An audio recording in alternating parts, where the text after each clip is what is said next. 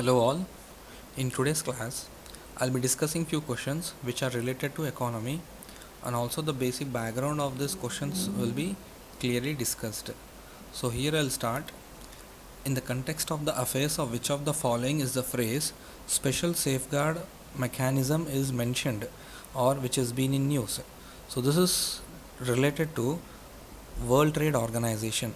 So we'll study now what is special safeguard mechanism.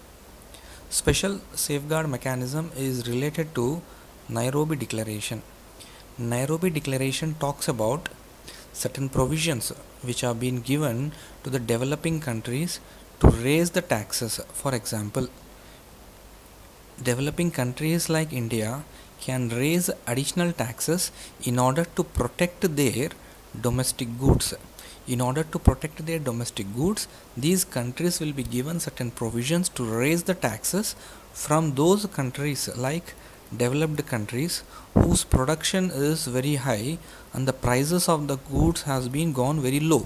So these countries, when exports to the developing countries like India will be given a special provisions, that is under the special safeguard mechanism, to raise the taxes in order to protect the domestic goods. So this initiative was taken as part of Nairobi Declaration.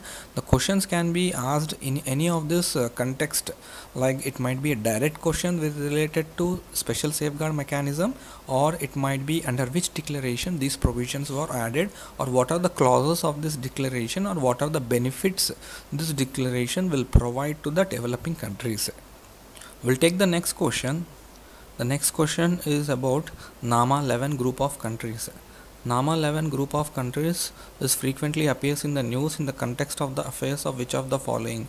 So this NAMA 11 group of countries is again related to WTO. So what is this NAMA 11 group of countries? NAMA is nothing but non-agricultural market access. These are the group of countries which has a common ideology or a common interest. So what is this common interest in the trade which are related to non-agricultural goods? These are related to non-agricultural goods. So these are the countries which have a common ideology will talks about the non-agricultural activities or non-agricultural goods. So the countries like Argentina, Venezuela, Brazil, Egypt, India, etc. These countries will participate in the negotiations with respect to non-agricultural good activities or certain goods like manufacturing products, fuel mining, forestry, fish and fishery products, etc., which are not part of agriculture on agreements. That is, agreement on agriculture, this is the agreement which is directly related to those goods, that is agricultural goods. So those goods which are not covered under this agricultural agreement will be added under NAMA, and certain countries like India is a very active member in this NAMA. So NAMA negotiations of WTO are being declared based on Doha. So Doha has made certain provisions to give certain options for this countries like India to come forward and take negotiations with respect to non-agricultural market access, that is NAMA related activities. So this was as part of Doha Declaration.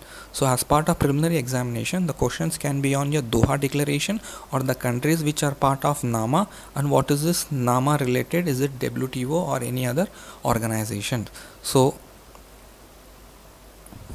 we'll move on to the next question. The next question here is, we'll take the next question. Among other things, which of the following was the purpose for which Deepak Parekh committee was constituted? So basically Deepak Parekh committee was constituted for financing the development of infrastructure. This is a very important concept which is related to the Deepak Parekh committee. So this is Deepak Parekh committee is majorly related to the concept of raising or development of the infrastructure, and also the PPP model, that is public private partnership model for the power distribution, and infrastructure related to these activities were also added under the Deepak Parekh committee's recommendations. So you should remember as part of your preliminary examination what is this committee all about and what are the recommendations of this committee. Majorly this is related to the development of infrastructure. We'll take other question. that is infant mortality rate. That is, consider the following statements. Infant mortality rate takes into account the death of infants within a month.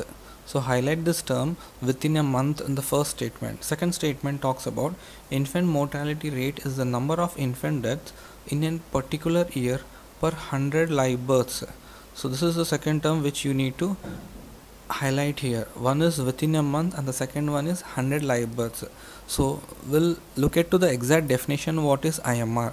IMR is nothing but number of death of infants under 1 year old per 1000 live births. So this is the basic definition of what is IMR. IMR is nothing but number of deaths of the infants under the 1 year old. This is not 1 month, it is 1 year old. Under the 1 year old for 1000 live births. So this is the definition which you should remember. What is this IMR and how this IMR is calculated? So IMR is basically calculated per 1000 live births. So here the statement is given about the 100 live birth, which is wrong. So second statement is clearly wrong here. And within a month, it is not within a month, it is for year. Number of deaths of infants under 1 year old per 1000 live births. So even this statement is wrong. So the right answer for this is neither 1 or 2. So we'll take little bit background about this IMR. First, we know what is the definition of IMR and how it has been calculated. And second one, we have to talk about child mortality. We have to talk about child mortality. Child mortality is nothing but under the 5 mortality rate and denotes the probability per 1000 that a newborn will die before reaching the age 5. Before reaching the age 5 years. So this is child mortality. And recently, in accordance to the UN MDGs, the goal was to cut down child mortality rate by 2/3 from 1995 till 2015.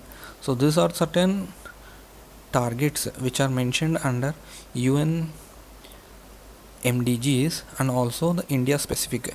In India, it declined almost by around 55 to 60%, and IMR came down from 80 per thousand. IMR came down from 80 per thousand live births from 1995 to 33 in the year 2017. So there is a reduction of almost 55 to 60%. So this might be a question which might be asked in your examination, which is related to IMR. We'll take another question. Which of the following terms indicates a mechanism used by the commercial banks for providing credit to the government? So we need to go through the different terms which have been given here. First one, it talks about CRR. CRR is nothing but cash reserve ratio. This is certain percentage of cash which is every bank needs to park as an security reserves with RBI. So this is something like with respect to the cash deposits in terms of security reserves which are parked with RBI by every bank. So this cannot indicate the mechanism used by the commercial banks for providing credit to the government. It is something like the bank. Question talks about bank providing credit to the government. So look at this term, statutory liquidity ratio. Statutory liquidity ratio is nothing but the minimum reserve which needs to be maintained by the bank itself. So bank can put it in terms of cash, gold or government securities. Now identify this term government securities. So you are taking this securities from the government and you are providing credit to the government. So SLR covers government securities.